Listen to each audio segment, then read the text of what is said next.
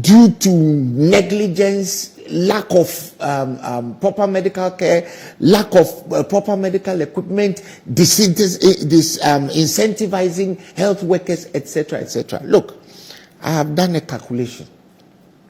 Since this government came to power, the finance minister has not lodged or not paid over 5.5 billion cedis. 5.5, read my lips, 5.5 billion since 2017 has not gone into the fund. The NHI fund? Yes. 5.5, Okuboy knows what I'm talking about. Why does anybody have the discretion to do that? You see, the people who write laws for us, when laws are written, they write laws for smart people and stupid people. So if you are so smart and you know everything,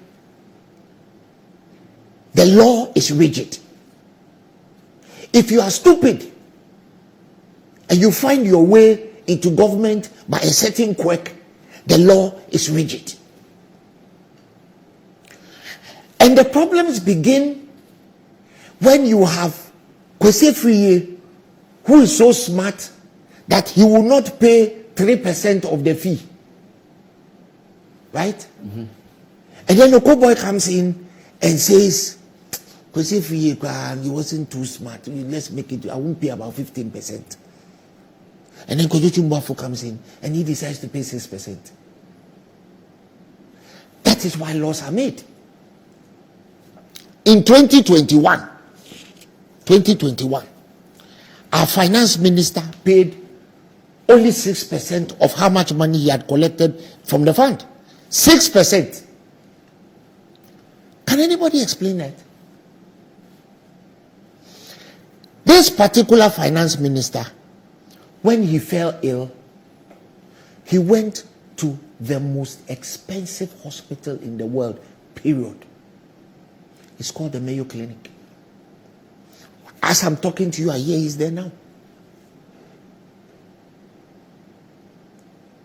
So what business does anybody have traveling to the most expensive hospital in the world when they are ill and collecting taxes on behalf of Ghanaians who are paying monies for that express purpose and paying only 6%? For 2021. For 2021, it is called misapplication. And you see, I gave an interview to a media house the other time. And I was very categoric when I said that for some of the things that some NDC officials are being tried for, some of the MPP officials will need a condemned cell, 6 by 6 foot cell. As we speak today, the former deputy finance minister is being tried for what? For what? Okaying an LC. By that standard, every single person, even the sweepers, the janitors at the finance ministry will be in jail. But it was designed to reduce our numbers in parliament so that they can do whatever it is that they want to do, things like a Japan. But we'll get there.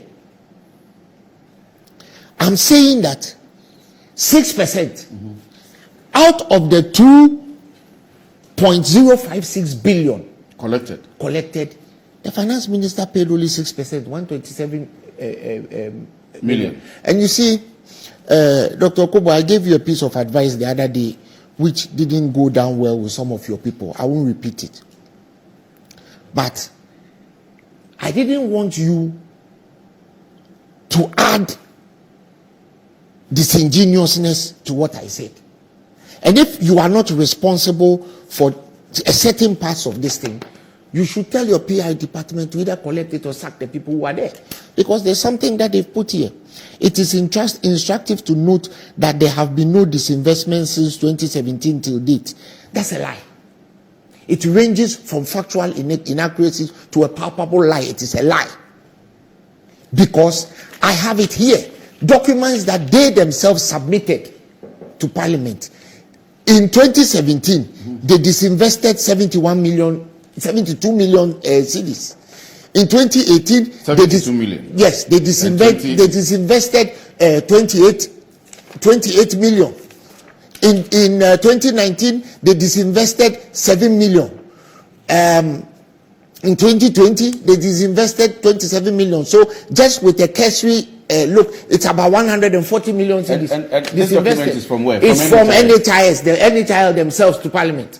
This is their plan, the plan that they submitted to Parliament. Doc, you have seen the documents. These are the documents here. Yes, scrutinize it. It's from you. It is only in 2021 where there were no disinvestments. So why that lie? So the public will be expecting an apology. This part of the statement is a lie. There are other things that are contestable here, but let me go back to the amount that they claim has been paid, which they've put in capitals to create an impression that they have paid. I said, I gave you a preamble that the arrears owed to NHIL is over 5.5 billion. So if you pay that's over a period of 5 years. Since 2017. Since 2017. So if you pay 1.393 billion, let's say you paid 1.4 billion, why are you coming to sit here and tell us that you paid that money in 2021? It's arrears that are due people. And some of those arrears have caused people to die. I said, my cousin died at Kwadwo yesterday morning. I don't want to go into the details because there's a family grieving. And Dr. Koboy is a doctor. He served in the medical, in public hospital. He knows that many people die unnecessarily because of things like this. But our finance minister decides what he wants to do. And then when he gets sick, he heads off to Mayo Clinic. The two most expensive clinics in this world. One of them is called Mayo Clinic. The other one is called Cleveland Clinic. If you don't have money, you can't even pass the front door. He knows. So why are we doing that to ourselves in this country? Let's just say that it was being practiced, like he said so eruditely, across governments. If people say you were going to do better, what didn't you promise?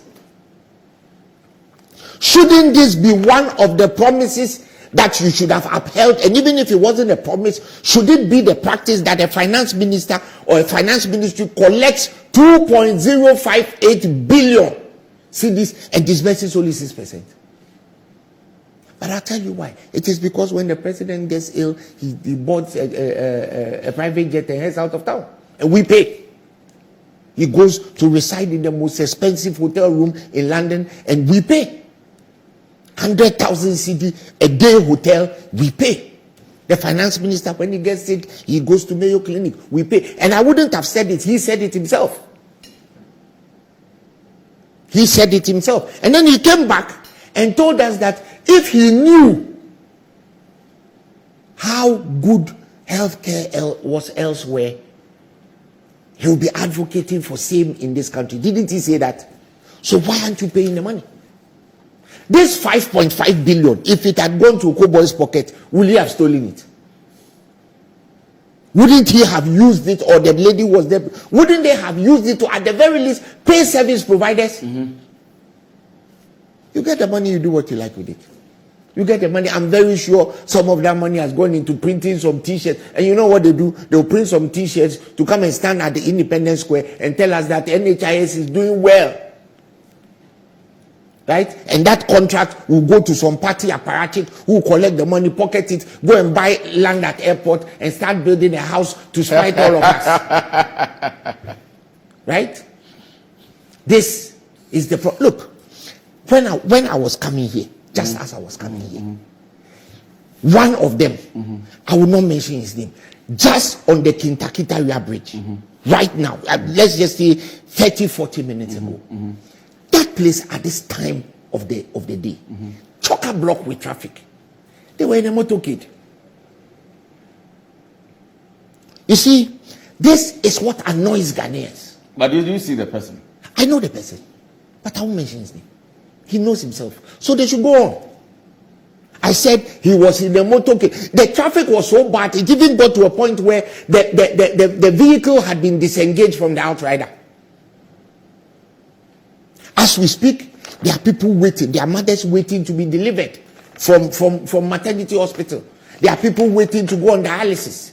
There are people waiting for treatment for heart-related issues. There are people waiting for their metformin pills to be given to them. All of them, Dr. Kwadwo knows, because he has practiced it, he has lived it, he has looked at people die that he knows he can help. If those monies have been paid, but they haven't been paid because of things like this. And then they come out and they come and lie that they haven't done any disinvestments. I've given you the information. Over 140 million cedis has been taken out of NHI accounts to do what? To do what? And then the PR, what's his name? Richard Misappropriation. I don't know whether he is one of the family and friends people, but this is it. He's put his name and I put your name and I lie. You see, let's get serious.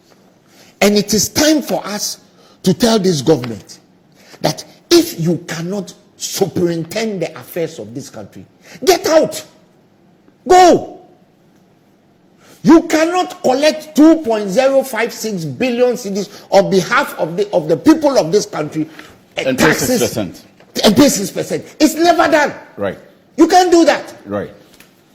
Lastly, I beg you, let me finish. Can you land on that? I'll go on a quick. I will land shortly. Right now I'm settling the airport. I'm on cruise control. Relax.